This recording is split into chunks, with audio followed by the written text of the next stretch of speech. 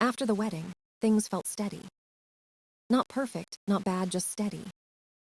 We fell into a rhythm. She sketched in the living room while I updated tournament brackets. She danced in the kitchen while I fixed the router.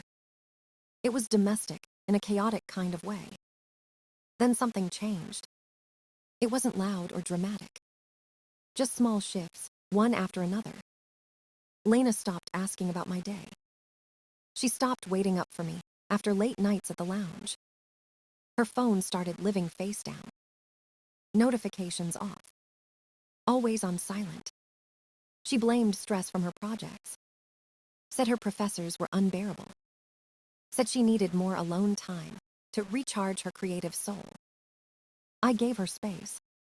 I believed her. Then there was Owen. A new barista I hired 6 months before I met Lena. Tall, tattooed, always a stupid grin on his face. Customers liked him. I didn't. He flirted with everyone. Lena especially. He called her magnetic. Said her outfits had main character energy. Lena laughed it off. Said I was overthinking. He's just dramatic, she said. I tried to drop it. But the signs kept stacking. She started going out late at night. Study group, she said. But no photos. No tags. No classmates I could verify. Just her, disappearing into the city. She stopped posting us. Stopped talking about us. One night, I texted her after midnight. She replied 2 hours later. Sorry, just vibing with the girls. But her location history didn't match a campus bar. It was downtown. Near Owen's apartment.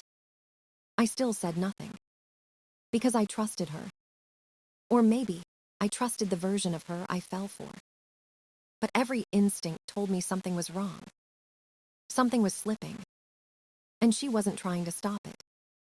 One evening, while closing up the lounge, I saw Lena and Owen talking by the merch shelf. Their body language felt too easy. Too close. I walked over.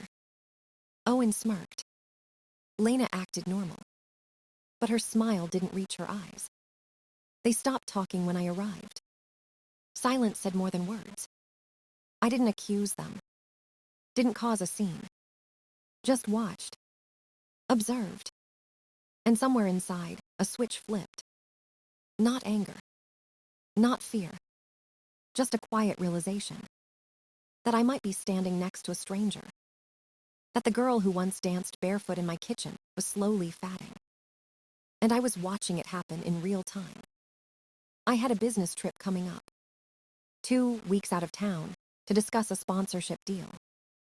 Lena made a big show of missing me already. Left notes in my suitcase. Come back fast, or I'll burn the kitchen down. She sent me dramatic selfies. I sent back emojis and half smiles. I left on a Thursday. She kissed me like nothing was wrong. I believed her one last time. The trip was smooth. Meetings. Emails. Late dinners with partners. We video called at night. She was in our bedroom. Wearing my hoodie. Hair in a messy bun. Her background was familiar. Cat on the bed. Posters on the wall. Calm. We talked about random things. Her day. My work. She laughed. She pretended to miss me. Then I saw it. Movement behind her. A figure in the mirror. Walking casually across the room. A guy. Shirtless. I froze. He walked back again. Same tattoo I'd seen behind the espresso machine 100 times. Owen. No question. He wasn't hiding. He wasn't rushing. Just existing in my space. In my life. Lena didn't flinch. Didn't turn around. Didn't stop talking. I didn't react. I didn't say a word. Just stared. Then pretended my Wi-Fi lagged. Turned off the camera. Ended the call. I sat still for a long minute. Heart calm. Hands steady. I replayed the call. Recorded it this time. Proof. My best friend texted. Yo, you alive? I sent him a screenshot of the mirror frame. He replied, bro, that's nightmare fuel. I didn't answer. I didn't warn Lena. I didn't confront Owen. I just watched the frozen frame. Let it burn into my brain. The reflection of betrayal. The silence of it. Because I wasn't angry. I was done. Done believing her excuses. Done pretending things were fine. Done being the calm one while she played chaos. She sent a text the next morning. Missed you last night. Dreamt about you. I replied, let's get ramen when I'm back. She sent a heart. Cute. Fake. I booked an earlier flight. Didn't tell her. Didn't go home. Went to my friend Mark's apartment. He opened the door with a burrito in hand. You look like you just saw a ghost. Not a ghost, I said. A clown. I showed him the video. He watched in silence. Then said, so what now? Now, I said, I stop being someone she assumes will stay. And the plan began. I didn't rush. Didn't storm in with accusations. I went quiet. Silence is a weapon they never see coming. I started collecting. Screenshots. Location data. Bank statements. Patterns. Lena's late nights lined up with Owen's early clockouts. Campus days turned into downtown visits. Always near his neighborhood. Always at odd hours. She didn't bother hiding it. Maybe she thought I'd never notice. Maybe she thought I'd never look. I didn't confront her. I just watched. Let her keep digging. Let her feel safe. Because the biggest trap is comfort. And she was too comfortable. I checked our accounts. The joint one we used for groceries and rent. Small balance. Good. She couldn't use it to drain me. Moved my money out. Slow, silent transfers into my business account. Nothing flashy. Just enough to make it invisible. I updated passwords. Changed lock codes. Removed her from the apartment lease. She was never legally tied to it anyway. I called my lawyer. He wasn't surprised. We discussed contingencies before. I'm ready, I said. He nodded through the phone.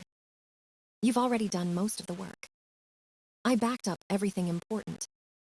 Photos. Documents. Even my cat's vet records. Lena loved to pretend she was his real owner. But paperwork mattered. I wasn't losing anything. She'd only take what she brought.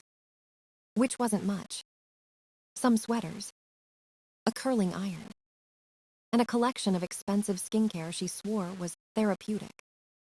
I let her keep them. Peace offerings to a future she didn't deserve. I installed a doorbell camera. Replaced my keys. Filed quiet separation paperwork. No drama. No warning. Just precision. Mark watched me from the couch. You're scarily calm, he said. I'm not trying to hurt her, I said. She's already done that. What are you trying to do then? Detach, I replied. You can't destroy what you're no longer part of. We ordered takeout. Watched stupid YouTube videos like it was any other night. But inside, the switch was already flipped. I wasn't the abandoned one. I was the one leaving. On my terms. Quietly. Efficiently. Permanently. I flew home on a Thursday. No announcement. No warning. The apartment was quiet when I walked in. Lena was on the couch. Wearing one of my hoodies. Sketchpad in her lap. Anime recap video playing in the background. She looked up. Eyes wide. You're home today. I am. She stood, forced a smile. Walked toward me like nothing was broken. I stepped back. Her smile faltered. I handed her the envelope. She opened it. Read the first page. Laughed. You're kidding, right? I'm not. Her face shifted. Confusion. Anger. Performance mode. You're seriously filing for divorce because of one mistake. One. She froze. I raised an eyebrow. She looked away. You were spying on me.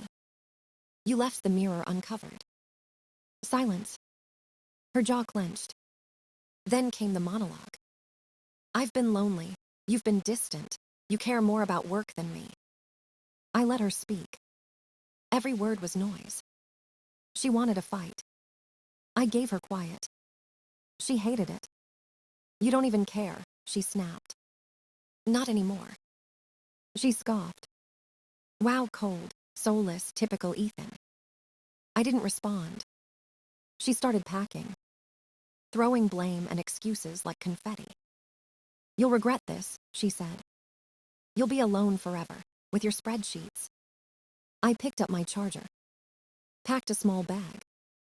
You think you can just delete me? No, I said. I'm just removing what isn't real. She didn't cry. She raised, slammed drawers, stuffed clothes into a duffel bag, called me arrogant, heartless, a robot with a bank account. I didn't flinch, didn't raise my voice, didn't hit back. After 3 hours, she left, didn't look me in the eye, just slammed the door behind her, left a note on the counter. Hope your silence keeps you warm at night. I read it once, then threw it away, because silence had never betrayed me. She did. Lena's first move wasn't a message. It was a story post. Blurry steering wheel picture. Sad indie music in the background. Caption, some people never know what they lost. Drama, as expected. I didn't react. Didn't block her. Didn't watch her whole story. Just muted her page. 3 days passed. 6 posts. 2 reels. 1 dramatic grid photo. All about healing and rebirth. Her friends commented with fire emojis. You're glowing, babe. Men don't deserve queens. It was predictable. Then came the real-world consequences. I heard she'd been dropped from a fashion collab. Too much online mess. No one trusted her. Even her family pulled back. They'd warned her about unstable choices. Now she was living the result. She tried reaching out to Owen. He ghosted her. His reputation tanked too. Other coffee shops refused to hire him. No one wanted the guy who slept with the boss's wife. Word traveled fast. He was radioactive now. She posted another quote. Never betray a real one. Irony on full display. I kept quiet. No petty comments. No revenge posts. Just nothing. Then a text came in. 3 weeks after she walked out. Hey, I'm not in a good place right now. Paragraph after paragraph of self-pity. Said she missed the peace I gave her. Said she didn't realize what stability felt like until it was gone. Said she hoped we could talk, even as friends. I read it twice, then locked my phone. Didn't reply. She needed a reaction to feel real. But I wasn't giving her that anymore. She thrived on chaos. I chose quiet. Because nothing is louder to someone like her than a door that closes without sound. Back at the lounge, things felt cleaner. No awkward glances. No half-whispered questions. It was business again. Run by people I trusted. But one thing was left to do. Owen still worked there. Not for long. I called him into the office on a Monday. He walked in trying to play it cool. Hands in pockets. That same smirk he used to wear behind the bar. What's up, man? He asked. I handed him a folder. Inside, a screenshot of him in my bedroom mirror. A list of his late clock-ins, early exits, and a signed termination form. He flipped through it. You're firing me for that. For that, I said. And everything else you thought I didn't see. He tried for excuses. She said you two were done. She lied, I said. And you believed it because it benefited you. He went quiet. I wasn't angry. Just done. I motioned to the door. Your final check will be emailed. We're done here.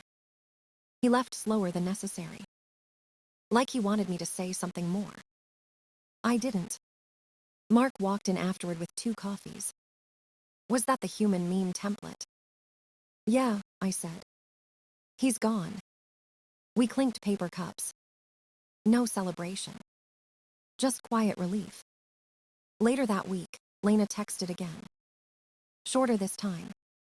Guess even coffee guys can't commit, huh? I didn't reply. Didn't even open it. I'd already let go. No anger. No revenge. Just peace. And a future I'd cleared for myself on purpose. Sometimes the best way to win is to walk out of the fire without smelling like smoke. I didn't block her. Didn't delete her number. I just stopped answering. Silence is not revenge. It's closure. She kept reaching out. Long texts turned into one-liners.